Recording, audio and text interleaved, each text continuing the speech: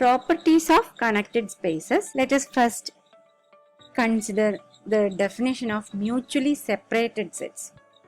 We say that two subsets A and B of a topological space X are mutually separated if A closure intersection B is equal to phi and A intersection B closure is also phi. Here it is obvious that if two sets A and B are mutually separated, that is if A closure intersection B is empty and A intersection B closure is also empty, then as A is a subset of A closure, we can say that A intersection B will be a subset of A closure intersection B, and if this superset is empty, then A intersection B will be empty as well, which implies that both A and B are mutually disjoint. So, whenever two sets are mutually separated, they will be mutually disjoint. Hence, this condition is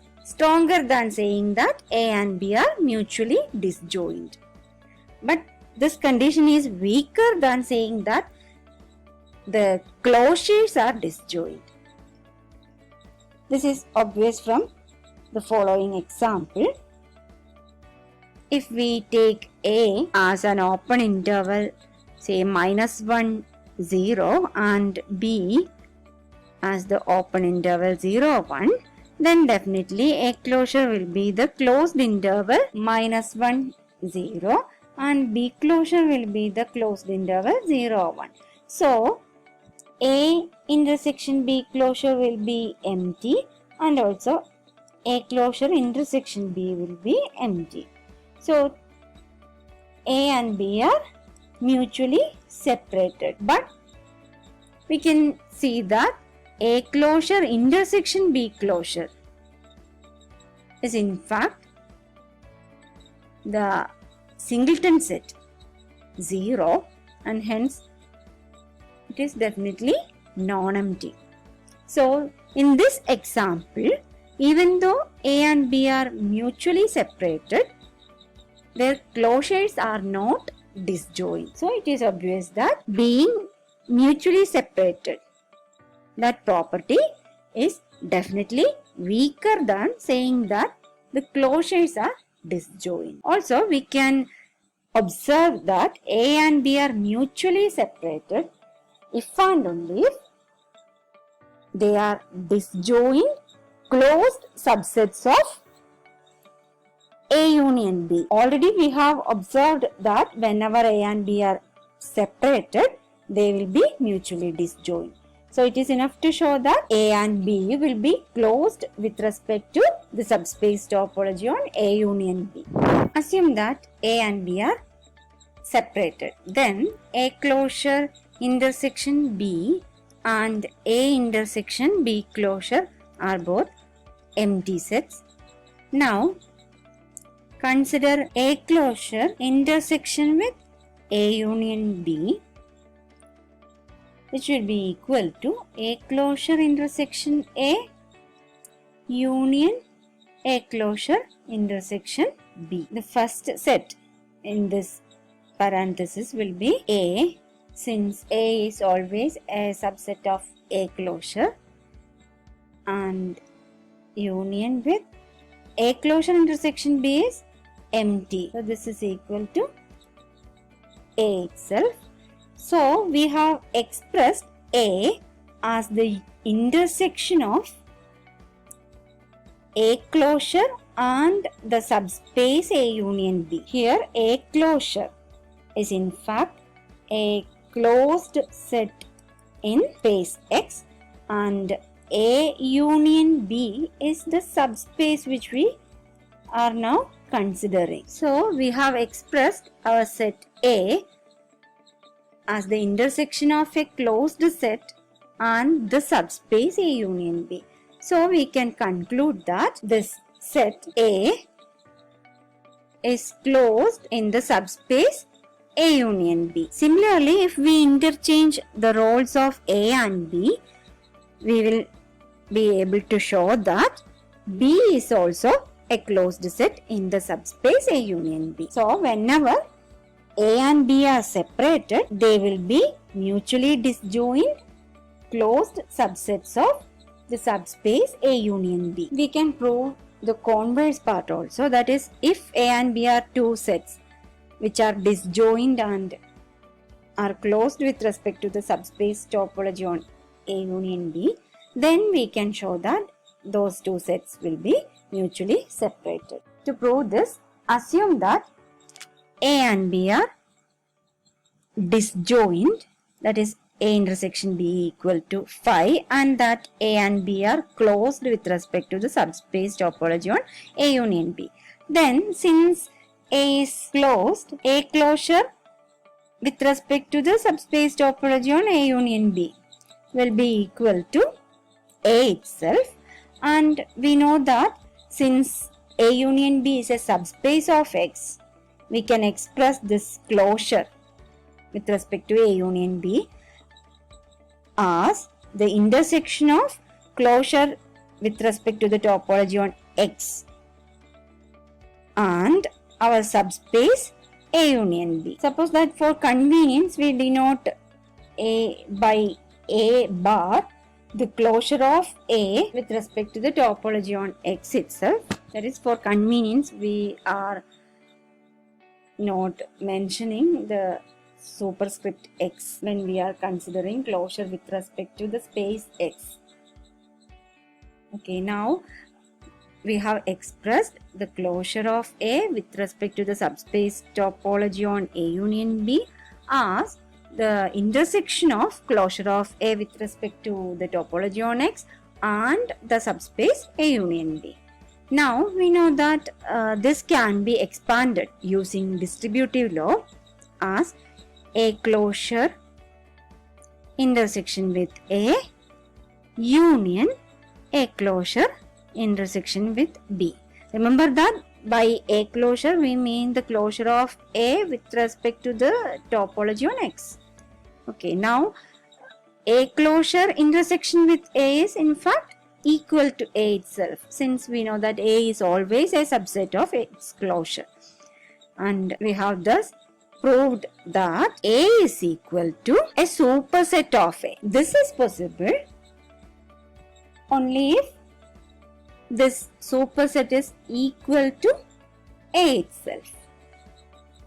So we have A union A closure intersection B is equal to A itself. This is possible only if this second set A closure intersection B is a subset of A. But if this set A closure intersection B is non-empty, then this relation will imply that some elements of B belongs to A also. That is, this will imply that B intersection A is non-empty if the set is non-empty. But we know that A and B are disjoint. Hence, this relation must imply that the first set, the subset A closure intersection B, must be equal to phi. Similarly, we can show that A intersection with B closure is also empty. Thus, we have proved that A and B are mutually separated. Now, let us consider a proposition which states that if X is a space and C is a connected subset of X, and if C is contained in the union of A and B, where A and B are mutually separated subsets of X, then either C is contained in A or C is contained in B. Proof: let G equals C intersection A and H be the set C intersection B. Then G and H are closed subsets of C, since A and B are closed in A union B. We have proved this statement already. That is, if A and B are mutually separated, then A and B will be closed in A union B. We have already proved this statement. So, in this equation, A is a closed set in the subspace A union B, and C is in fact a subspace of A union B. So, C is a subspace of A union B, and we have expressed G as the intersection of a closed set and the subspace C. So, we can conclude that this G will be closed in the subspace C. Similarly, we can show that this H is also closed in C using the similar argument. Thus, we have proved that G and H are closed in C. Also, G intersection H is empty since A intersection B is empty. You know that mutually separated sets will be mutually disjoint. So, definitely A intersection B will be empty, and we know that G is a subset of A and H is a subset of B.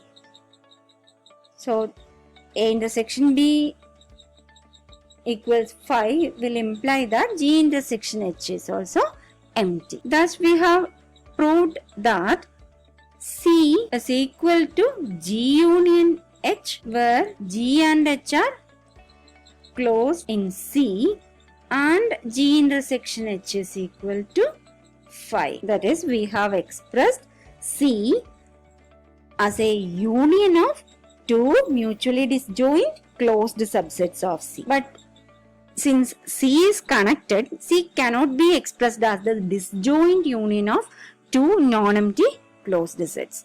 Hence, this expression C is equal to G union H is possible only if either G or H is empty. In the first case, that is, if G is empty, then C intersection is empty. Therefore, our assumption that C is contained in A union B must imply that C is a subset of B. So, in the first case, C will be a subset of B, while in the second, that is, if H is empty, then C intersection B will be empty, and therefore C contained in A union B is possible only when C is contained in A.